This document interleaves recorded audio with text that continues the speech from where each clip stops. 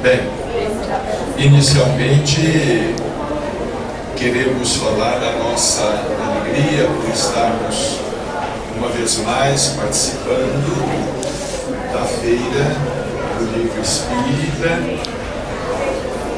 e tendo a oportunidade de reencontrar tantos amigos, irmãos e irmãs de ideal, amigos antigos, amigos novos. Esta confraternização que a feira nos proporciona é muito importante. O livro dos Espíritos, conforme sabemos, é o primeiro livro espírita do mundo. Foi o primeiro livro espírita publicado. E observando a realização de uma feira como esta, nós não podemos deixar de pensar nas palavras de Jesus, quando disse que a árvore é conhecida pelos seus frutos. A feira do livro espírita é uma dádiva do mundo espiritual e de um livro dos Espíritos, que nos fala da árvore, da grandiosidade da árvore plantada. Todos os demais livros espíritas publicados no mundo desde então são frutos de um livro dos Espíritos. Se a semente não fosse boa, certamente ela não teria vingado, certamente ela não teria sobrevivido tanto tempo. No próximo ano, em 2017, nós estaremos comemorando 160 anos de O Livro dos Espíritos, publicado no dia 18 de abril de 1857. Apenas a verdade resiste à ação do tempo. Apenas a verdade supera os obstáculos. Nós nos recordamos ainda de que quando os apóstolos João, Tiago e Pedro estavam sendo julgados pelo Sinédrio, eles haviam sido presos, segundo narrativa de Atos dos Apóstolos, Gamaliel tomou a palavra. E Gamaliel disse então aos seus pares do Sinédrio: deixai-os, porque se o que eles estão dizendo vem de Deus, permanecerá. Mas se o que eles estão pregando não pertence a Deus, desaparecerá por si mesmo. Deixai-os, porque se são homens de Deus, não convém que sejais surpreendidos pelejando contra Deus. As palavras de Gamaliel foram proféticas. foram sábias. E com base na sua intervenção, naquela oportunidade, o Sinédrio deliberou libertar os 3 apóstolos, Simão Pedro, Tiago e João. E de fato, eles estariam pelejando contra Deus, porquanto o cristianismo sobreviveu. O cristianismo se propagou, a mensagem da Boa Nova se espalhou, começando timidamente, com a colaboração de 12 apóstolos, 12 homens simples, mas que possuíam uma fibra espiritual extraordinária. O cristianismo faceou o paganismo e se opôs ao paganismo, inclusive desencadeando a queda do Império Romano. E passados 20 séculos, o cristianismo, embora ainda não tenha se implantado completamente em todo o mundo, o Evangelho caminha vitorioso e Jesus continua sendo reverenciado na condição de mestre e Senhor, embora muitos o contestem na condição de Messias. Nós podemos dizer o mesmo em relação ao Livro dos Espíritos e ao trabalho de Allan Kardec. Um trabalho que começou despretensiosamente, mas que foi desencadeado pela espiritualidade, porquanto o fenômeno das mesas girantes, o fenômeno das pancadas, da manifestação dos espíritos, através da mediunidade de efeitos físicos, tendo começado em Hydesville, na Inglaterra, no dia 31 de março de 1848, através da mediunidade das irmãs Fox, o fenômeno se espalhou por toda a Europa e por todo o mundo civilizado, chegando até mesmo no Brasil. O fenômeno das mesas girantes chegaram até mesmo na América do Sul.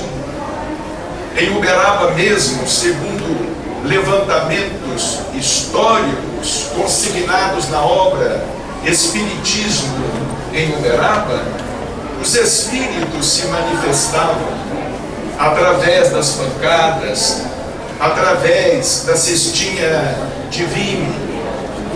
Aquele trabalho organizado pelo mundo espiritual, segundo o grande autor inglês Sir Conan Doyle, na obra História do Espiritismo, aquela invasão organizada foi realmente uma invasão organizada pelo mundo espiritual a partir daquela noite de 31 de março de 1848. Apenas depois de 6 anos, em 1854, é que Allan Kardec haveria de se interessar pelo fenômeno que era coqueluche na França, principalmente em Paris, nos salões aristocráticos. Allan Kardec era um magnetizador de prestígio, um estudioso da ciência de Mesmer. Dizem os seus biógrafos que Allan Kardec era o magnetizador mais requisitado, ou um dos mais requisitados em Paris.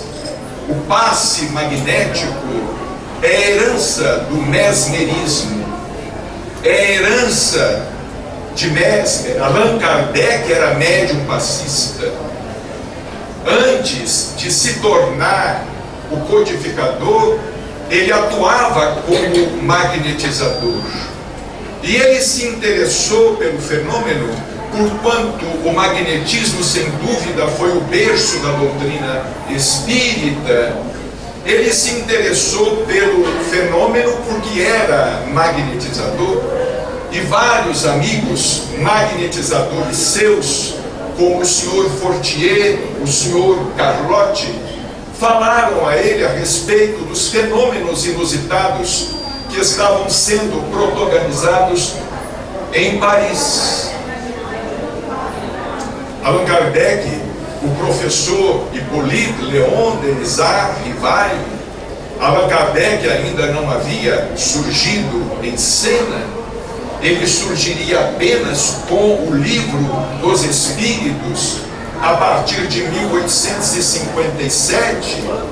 Allan Kardec se interessa pelo fenômeno das mesas girantes, das mesas que saltavam, das mesas que levitavam, das mesas que se arrastavam pelos salões, das mesas que se comunicavam de maneira inteligente com os curiosos, com as pessoas em geral, porquanto o fenômeno ele havia realmente se generalizado.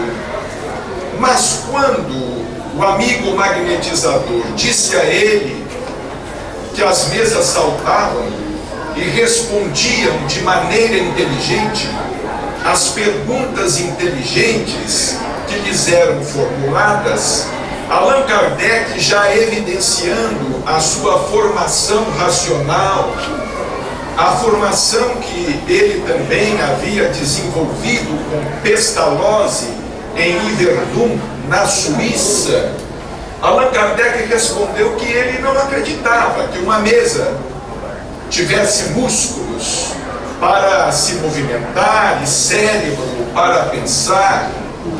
Ele não acreditava que uma mesa pudesse responder de maneira inteligente as questões inteligentes que lhe fossem formuladas.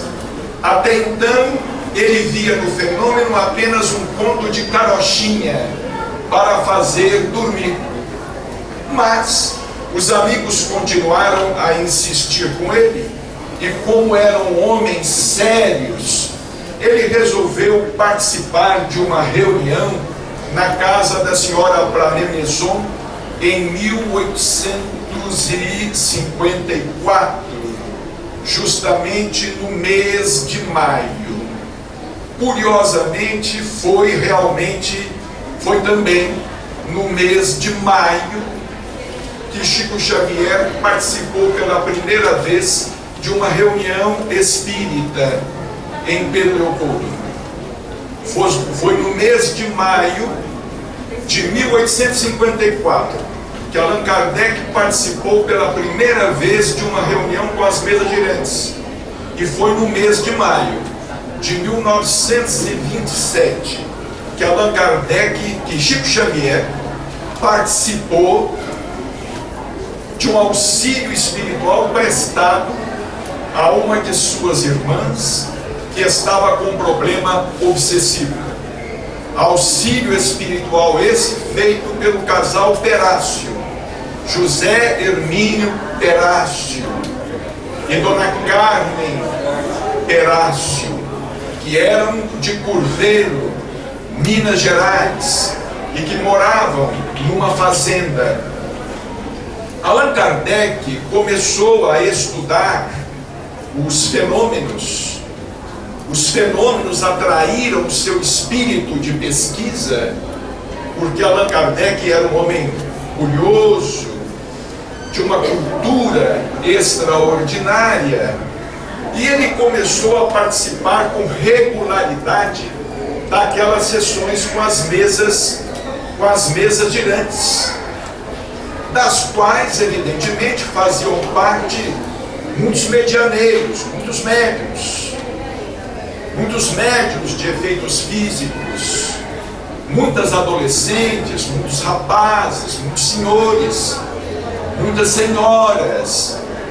E vejamos que Allan Kardec trabalhou tão rapidamente, ou o mundo espiritual trabalhou conjuntamente com Allan Kardec de maneira tão rápida, que já em 1857 ele estava lançando, editado pelo senhor Dentu, pela livraria Dentu, ele estava lançando a primeira edição de O Livro dos Espíritos, que em sua primeira edição constituía-se apenas de 501 perguntas e 501 respostas, com algumas anotações à margem efetuadas por Allan Kardec. A doutrina espírita, segundo o próprio codificador, em A Gênese, a quinta obra da codificação, a doutrina espírita se caracteriza por ser de origem divina, iniciativa dos espíritos e fruto do trabalho do homem. São essas três características do espiritismo: de origem divina, porque o espiritismo é um conjunto de leis divinas reveladas, é um conjunto de leis naturais reveladas, iniciativa dos espíritos, porquanto foram os espíritos que tomaram semelhante iniciativa. Segundo o espírito do Dr. Inácio Ferreira, nós tivemos três grandes momentos mediúnicos na história da humanidade, segundo a opinião dele, Dr. Inácio Ferreira, espírito. O primeiro grande momento mediúnico da história, diz ele, que foi durante a reunião de Pentecostes, uma reunião pública em que a mediunidade se manifestou publicamente, e centenas de médiuns ao mesmo tempo caíram em transe, falando inclusive em outras línguas, na oportunidade tendo convertido mais de 3.000 pessoas, segundo registros de Lucas em Atos dos Apóstolos. O segundo grande momento mediúnico da história aconteceu com o fenômeno da codificação, porque nunca talvez o mundo espiritual tenha se aproximado tanto da Terra quanto se aproximou na época da codificação. Nunca na história da humanidade o mundo espiritual se mostrou tão dócil. Nunca o mundo espiritual se inclinou tanto ao mundo físico, estabelecendo um diálogo sem precedentes. Um diálogo sem precedentes, sem registro algum histórico, sem precedentes na história da humanidade. E o terceiro grande momento mediúnico da história, segundo o Dr. Inácio Ferreira, aconteceu com Chico Xavier a partir do Parnaso de Além-Túmulo, quando aqueles espíritos, aqueles poetas portugueses e brasileiros, eles desceram, todos eles vieram ao mesmo tempo cantar através de seus versos, de seus sonetos, de suas trovas, a mensagem da imortalidade, a mensagem da sobrevivência. E a doutrina espírita é fruto do trabalho do homem, é fruto do trabalho do homem, porque Allan Kardec é que se dedicou ao trabalho de organização, mas ele não foi apenas um simples compilador. nós não podemos considerar Allan Kardec na condição de um simples compilador. Segundo o Dr. Odilon Fernandes, Allan Kardec, sem dúvida, foi o maior médium da codificação, embora sem nenhuma mediunidade ostensiva ou declarada. Ele tinha a mediunidade intuitiva em seu mais alto grau.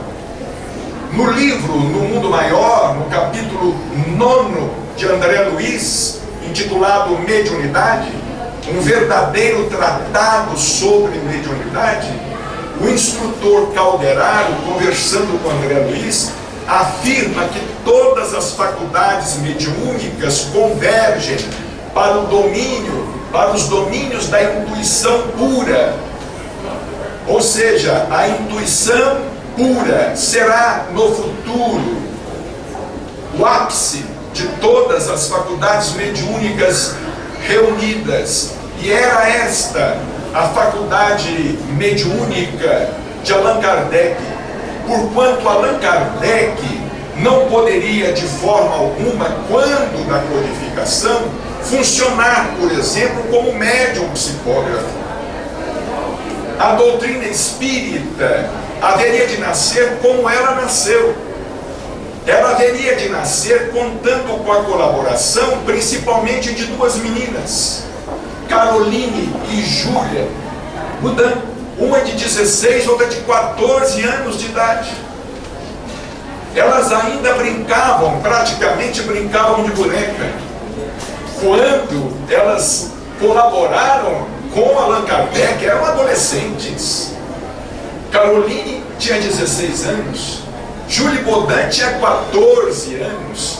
Mais tarde se juntariam a essas duas uma terceira médium, Ruth Celine Jafé, que também era uma garota.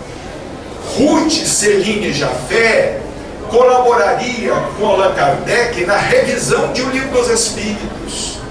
Mas foram principalmente essas duas garotas, essas duas meninas, que não poderiam ter conhecimento intelectual bastante para responder a perguntas de ordem tão transcendente. Se Kardec tivesse sido à época um psicógrafo, os detratores da doutrina teriam argumentos. Eles poderiam, por exemplo, dizer: não, a doutrina nasceu do subconsciente de Kardec, ele é um professor, ele é um poliglota, ele é um humanista, ele é autor célebre, porque Kardec era autor de vários livros de literatura e de gramática, ele era tradutor de livros, ele se expressava em vários idiomas, ele conhecia diversas ciências, ele sabia a respeito de química, de biologia, de geologia, ele era um estudioso. Os adversários da doutrina poderiam argumentar dessa forma, como até hoje tentam argumentar, dizendo que os médiuns extraem tudo do inconsciente. Mas como duas meninas, vejamos a sabedoria do mundo espiritual, a perspicácia do mundo espiritual, como duas meninas, duas jovens adolescentes de 16 e de 14 anos, teriam em seu subconsciente suficiente material armazenado para responder a questões de filosofia, a questões de ciência, a questões de ética, a questões de moral. Por este motivo, Allan Kardec foi chamado à tarefa de codificar, de organizar, de administrar, de gerenciar. Mas nós podemos considerar Kardec como coautor, porque ele não foi apenas e tão somente um mero compilador. Ele dialogava com os espíritos, ele provocava os espíritos, ele procurava respostas, ele não concordava com os espíritos e tornava a interpelá-los, e os interpelava de novo, e de novo, até que eles respondessem de modo satisfatório, de maneira satisfatória. Interessante que o método empregado por Allan Kardec em O Livro dos Espíritos é o método socrático, é o método do diálogo, é a chamada maiêutica, porque o diálogo foi criado pelos gregos, assim como eles criaram o teatro, eles criaram o diálogo. E Sócrates, ele se valia da maiêutica.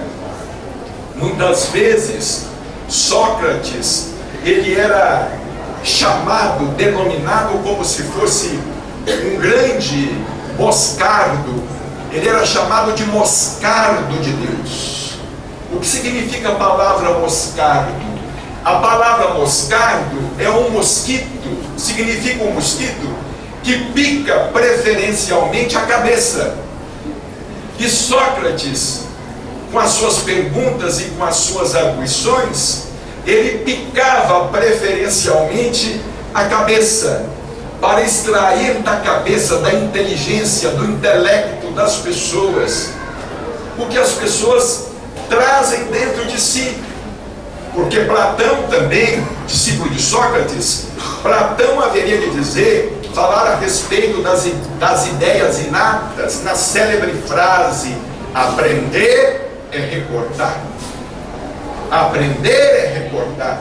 Interessante que certa vez, conversando com Chico Xavier, na comunhão espírita cristã ainda, ele comentando com várias pessoas mais próximas ali, ao término de uma reunião, ele nos disse pessoalmente que havia na Sociedade Espírita de Paris a crença de que Allan Kardec era a reencarnação de Platão. Interessante, ele havia sido Platão, discípulo de Sócrates, e o método empregado por Allan Kardec é o mesmo, é o método da maiêutica, do diálogo. Vejamos como às vezes o espírito, ele necessita se preparar durante várias existências e durante muitos séculos para executar uma missão, para levar uma missão a cabo. Ele necessita de se preparar durante muitos séculos. Então nós não podemos considerar Allan Kardec apenas na condição de um compilador. Ele foi, sem dúvida, o maior médium da codificação, porque ele se entendia diretamente com o Espírito da Verdade, e o Espírito da Verdade que o protegia se entendia diretamente com ele e estava sempre ao seu lado. O Livro dos Espíritos é um livro sui generis. Nós nunca podemos nos esquecer deste detalhe, que tem uma importância histórica fundamental. O Livro dos Espíritos, ele não foi psicografado diretamente. O Livro dos Espíritos é fruto da psicografia indireta. Segundo os estudiosos, segundo o professor Herculano Pires, é fruto da psicografia indireta, porquanto as irmãs Budan, elas não empunhavam o lápis, o material de escrita, por elas mesmas. Os espíritos escreveram a primeira edição de O Livro dos Espíritos praticamente sem nenhuma interferência humana de ordem intelectual. A semelhança de Moisés no Monte Sinai, que recebeu os 10 mandamentos que foram grafados na pedra, e segundo Chico Xavier no Pinga-Fogo, psicografia na pedra. Segundo Chico psicografia na pedra, assim como Moisés recebeu os 10 mandamentos no Monte Sinai, e ele recebeu os 10 mandamentos 2 vezes, porque ele joga as tábuas da lei da primeira vez e as quebra, as destrói. O mundo espiritual teve que escrevê-la a segunda vez. É muito interessante esta constatação. Em o Antigo Testamento, o livro dos Espíritos, ele foi escrito desta forma. As meninas Budã, elas atuavam mais como médiums de efeitos físicos, porquanto o material de escrita, ou seja, a cestinha chamada cesta de bico, essa cesta de bico, era amarrado nessa cesta o material de escrita, e essa cesta deslizava na ardósia, ou seja, na pedra. À época não havia facilidade dos cadernos, né? Das folhas de chamex, do computador, né? Do computador e do netbook. Eu fico imaginando que não seria capaz de fazer Chico Xavier nos dias de hoje com um computador. Eu fico pensando que ele não seria capaz de fazer, ele faria chover com um computador, com um laptop, porque ele nos falava assim, ele nos contava: meu filho, não havia nem papel, às vezes para aproveitar o papel tínhamos que apagar o que estava escrito, para reaproveitar o papel. E depois da psicografia, ainda havia o trabalho de passar a limpo. E muitas vezes, além do trabalho de passar a limpo, o trabalho de datilografar. E ele sequer possuía máquina de datilografar. A máquina de datilografia lhe era emprestada pelo seu ex-chefe na Fazenda Modelo, o senhor Rômulo Joviano, porque máquina de datilografia era uma raridade. Ninguém tinha, só os mais ricos, os mais afortunados poderiam ter uma Royal, uma Remington. Hoje, com esta facilidade de escrita, o que não faria Chico Xavier, não é? E ele ainda nos contava, certa vez, sorrindo muito, ele dizia assim: às vezes eu já estava quase terminando de passar a limpo uma das longas mensagens de Humberto de Campos, mensagem que seria mandada ao reformador no Rio de Janeiro para ser publicada, quando entrava pela janela um vento, derrubava o tinteiro, e o tinteiro caía sobre as páginas, porque a caneta também não era esferográfica. Ele nos contou certa vez que ele se maravilhava com a caneta esferográfica, que aquilo para ele o encantava, a facilidade, não é? Porque para quem sempre psicografou a lápis, e passando tudo a limpo com aquelas canetas de bico de pena, né? De pena, e molhando, e escrevendo, letra por letra, nós não fazemos ideia do trabalho que isso dava, né? Eu costumo dizer que muitos livros do Chico foram escritos por ele 3 vezes. Quando ele recebeu, quando ele passou a limpo e quando ele digitou ou datilografou, não é? Mas, voltando ao nosso assunto, é importante nós destacarmos isto. Vejamos bem, Allan Kardec, vejamos a sabedoria do mundo espiritual. Allan Kardec queria contar com o auxílio de mais médiuns ainda, mas os espíritos disseram a ele: não. Para a primeira edição do Livro dos Espíritos, não. Os espíritos, a espiritualidade, só se abriu ou só consentiu que Allan Kardec contasse com o auxílio de um número maior de médiuns para a segunda edição de O Livro dos Espíritos, que surgiria em março de 1860, já na sua forma atual, na forma como nós o conhecemos, como está aqui. 1018 perguntas, segundo algumas traduções, ou 1019 perguntas e respostas, segundo algumas outras traduções. Mas vejamos que os espíritos agiram com muita prudência, porquanto na primeira edição de O Livro dos Espíritos, eles queriam um médium sem a mão. Eles queriam um médium sem a mão, porque eles sabiam perfeitamente que quando o médium põe a mão, ele põe também a sua influência. Ele não deixa de pôr a sua influência, porque segundo Emmanuel, no livro Emmanuel, não existe nenhum fenômeno mediúnico, nenhum fenômeno espírita em que o animismo e o espiritismo estejam conjugados. Nem mesmo o fenômeno de materialização. Nos fala Emmanuel, nos capítulos 28 e 29 de O Livro Emmanuel. Está ali na feira. Por sinal, só vi 2 exemplares.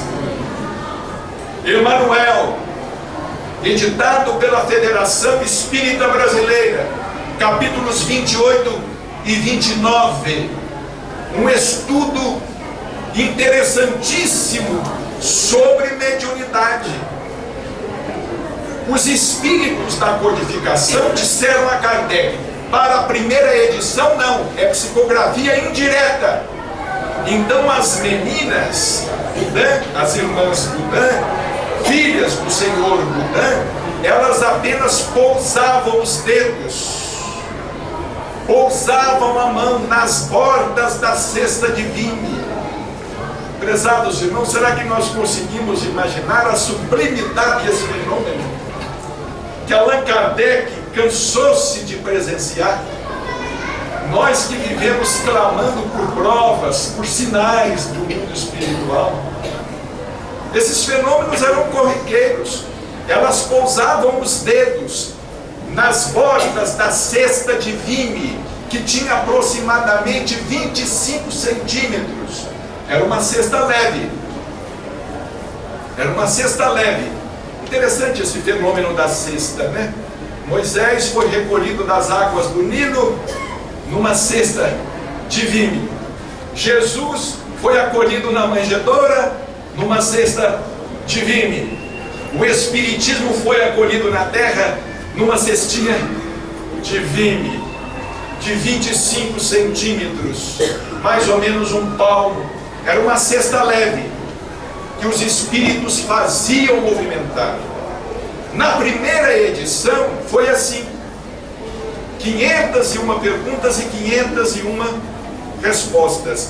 Já para a segunda edição, os espíritos disseram a Kardec: agora pode, porque os fundamentos da doutrina já foram lançados.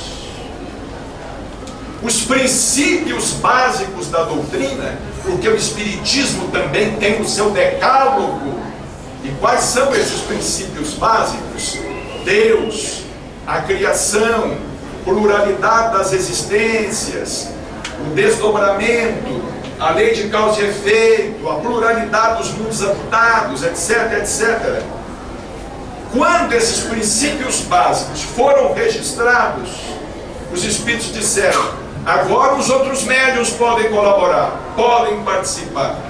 E eles então foram numerosos, participaram de uma maneira muito direta. E o Livro dos Espíritos, de 501 questões, ele se desdobrou em 1018 ou 1019 questões. Acontece, porém, que logo começaram a nascer os filhos de O Livro dos Espíritos. Muito obrigado. Começaram a nascer os filhos de O Livro dos Espíritos. E esses filhos foram justamente o Livro dos Médiuns, desenvolvendo a parte experimental, o Evangelho segundo o Espiritismo, que caracteriza o Espiritismo em sua feição de Consolador prometido. É o Evangelho segundo o Espiritismo que caracteriza a doutrina espírita em sua feição consoladora, que a chancela como sendo o cristianismo redivivo. Allan Kardec, pela publicação de O Evangelho segundo o Espiritismo, ele começou a contar com opositores. E depois nós não queremos contar com opositores. Allan Kardec, a doutrina mal havia saído do berço e já começou a contar com oposição sistemática dentro da própria Sociedade Parisiense de Estudos Espíritas, porque alguns queriam que o Espiritismo enveredasse apenas para a vertente científica. Eles não concordavam que o Espiritismo deveria estabelecer qualquer vínculo religioso, qualquer vínculo com a religião.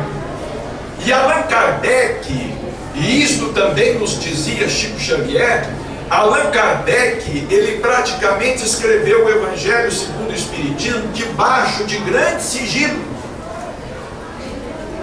Debaixo de grande sigilo, porque a oposição era muito grande. Quando ele lançou o Evangelho segundo o Espiritismo, houve uma repercussão negativa, porque muitos não queriam que o Espiritismo mostrasse esse aspecto religioso que muitos combatem, alguns combatem até hoje, dizendo que o Espiritismo não é religião. Ora, o Espiritismo não é apenas religião. O Espiritismo, segundo Leon Denis, ele há de reunir todos os ramos do saber, todos os ramos da sabedoria humana, a ciência, a filosofia, a religião, a psicologia, a antropologia, enfim, a física, a química. Nós pegamos, por exemplo, o Consolador de Emmanuel, porque para nós particularmente, o livro O Consolador de Emmanuel é um desdobramento de O Livro dos Espíritos. O Consolador tem mais 411 perguntas de Emmanuel. E infelizmente hoje em nossas casas espíritas pouco se estuda. Infelizmente em nossas casas espíritas pouco se estuda. Um livro, por exemplo, como O Consolador, de 411 questões, o livro é dividido em 10 partes: ciência, filosofia e religião. Emmanuel respondendo a questões sobre química, sobre física, sobre biologia, sobre psicologia e por aí afora, sobre filosofia, sobre religião, sobre passagens do Antigo e do Novo Testamento. O Consolador é um desdobramento de O Livro dos Espíritos. Por isto, prezados irmãos, não desejando nos alongar em nossas considerações nesta tarde, em que estamos aqui participando desta feira do livro espírita, nós devemos render a nossa homenagem, o nosso tributo de gratidão ao codificador, aos médiuns da codificação, que Allan Kardec fez questão de conservar no anonimato. Muitos deles foram conservados no anonimato, nós devemos render aqui o nosso tributo de gratidão aos pioneiros da doutrina espírita, Gabriel Delany, Camille Flammarion, Leon Denis, Ernesto Bozano e tantos outros que são considerados clássicos da doutrina espírita, como também devemos render o nosso tributo de gratidão a Chico Xavier, porquanto Chico Xavier foi o legítimo continuador de Allan Kardec. E em nossa concepção, foi a reencarnação do próprio codificador, a levar-nos em conta a palavra do Espírito da verdade ao próprio Kardec, a levar-nos em conta a palavra de Zéfiro ao próprio Kardec, a levar-nos em conta a palavra do Dr. Demeure ao próprio Kardec, a levar-nos em conta as considerações do próprio Kardec em obras póstumas, que previa a sua volta à Terra, agora sim na condição de médium. Agora sim na condição de médium, ele previa a sua volta à Terra para o final daquele século, ou para o começo do outro século. Não obstante, nós respeitamos as opiniões em contrário, porquanto nós não vamos polemizar em torno do assunto. Eu costumo dizer assim, enquanto muitas pessoas estão polemizando para saber se a reencarnação existe ou não, nós já estamos polemizando para saber quem foi a reencarnação de quem. Nós já superamos essa questão. Para nós a reencarnação é fato consumado. Nós já estamos polemizando para saber quem foi a reencarnação de Deus. Não estamos mais, vamos dizer aqui, arguindo a existência da reencarnação, questionando a reencarnação. O Livro dos Espíritos, ele é hoje tão atual quanto atual a época de sua publicação. 160 anos praticamente se passaram. 160 anos. A ciência avançou. O pensamento humano progrediu. E ninguém destaca um senão no conteúdo de um Livro dos Espíritos. Ele é tão atual hoje, há 160 anos, quanto atual há 160 anos atrás. E isto para nós deve ser motivo de alegria. Allan Kardec, em sua grandeza, havia escrito que se a ciência comprovasse que se o Espiritismo estivesse equivocado em algum ponto de doutrina, o Espiritismo se corrigiria. Ele se corrigiria naquele ponto e prosseguiria com a verdade.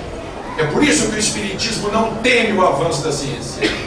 Aliás, nós ansiamos pelo avanço da ciência. Nós desejamos que a ciência avance, progrida, porquanto a nossa fé é uma fé raciocinada, é uma fé aliada à razão. Fé verdadeira é aquela que pode enfrentar a razão face a face em todas as épocas da humanidade. Que o Senhor nos abençoe e que esta feira do Livro Espírita possa continuar, que as feiras do Livro Espírita no Brasil todo, com as quais inclusive Chico costumava colaborar, porquanto ele visitava as feiras e comprava dezenas de livros seus para presentear os amigos. Eu me recordo que quando jovem eu estava trabalhando numa feira do livro espírita, realizada ali na Leopoldino de Oliveira, quase na esquina com o calçadão da Arthur Machado. O Chico separa vários livros, e nós ficávamos ali conversando entre nós: como é que nós vamos cobrar? Como é que nós vamos cobrar dele? Nós não podemos, como é que nós vamos fazer? Acontece que ele separava muitos. Eram uns 20 livros ou mais. Ele comprava as coisas assim, de grande quantidade, né?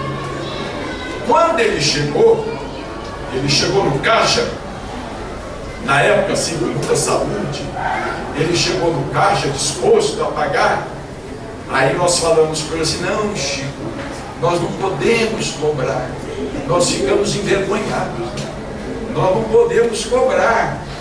Eles disseram assim: eu não aceito. Se vocês quiserem fazer um desconto, eu quero. Mas se vocês não cobrarem, eu não volto mais. Essa é a diferença entre nós e Chico Xavier. Se a gente puder, leva tudo de graça embora. Que Jesus nos ampare, e parabéns aos organizadores da feira. Muito obrigado.